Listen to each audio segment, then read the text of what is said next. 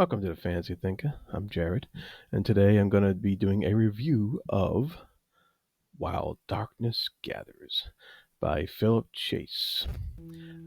So, While Darkness Gathers is a follow up novel by author and professor Philip Chase to his fantastic Edan Trilogy.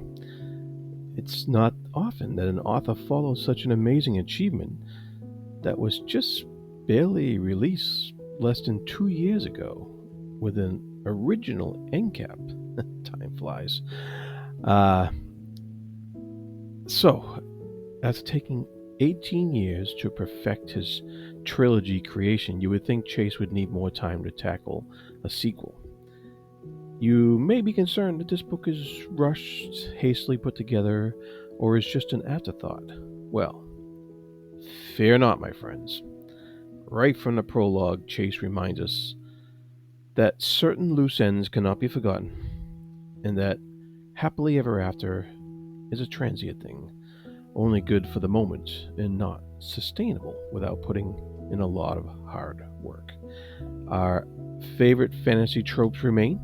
There's a dragon, there's a chosen one, but these tropes are a result of consequences rather than incipient placements of arbitrary beginnings. Chase's characterization is spot on from the preceding trilogy. You already know some of these people, and you intrinsically understand their motivations, personalities, and quirks from 3 books of story around them.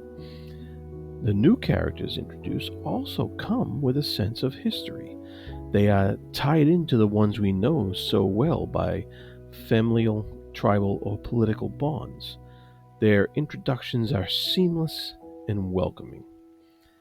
So, with all this familiarity, wouldn't the story become predictable and, dare I say it, boring? Not for a minute. I was so engrossed with the story because I'm invested in the world.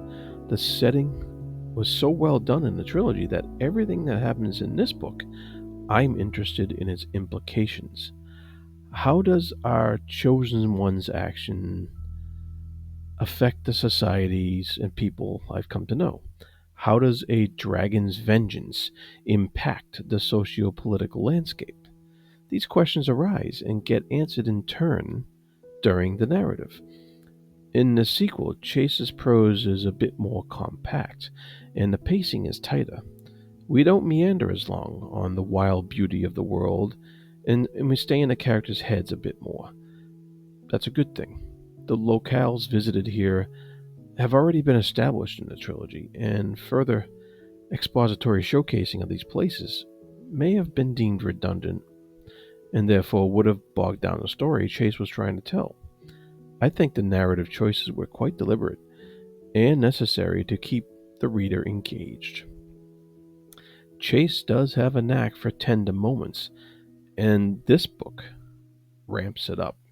The bittersweet moments that define some of the character arcs in the trilogy are fully on display here, and only serve to enhance our relationship to the characters we already knew and the ones we've now come to know. There are more philosophical excursions into the nature of magic and consciousness that serve to enhance what we've already come to know. There are also a few moments in this book where really bad things happen that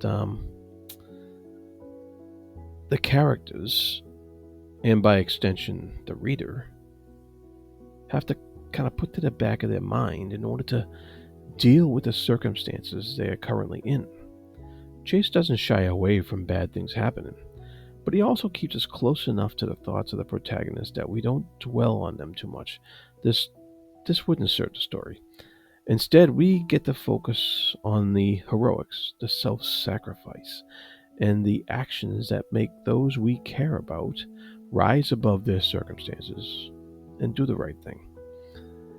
So, I can't recommend this book for anyone who hasn't read the Edan Trilogy. I think you'd be a little lost and you wouldn't be as invested in what's going on. But I can say to those who have read the original trilogy, do not hesitate to pick up this companion sequel. It is well worth it. And when all that's said, thank you for watching. Please like and subscribe. Be good to each other. And I'll see you next time.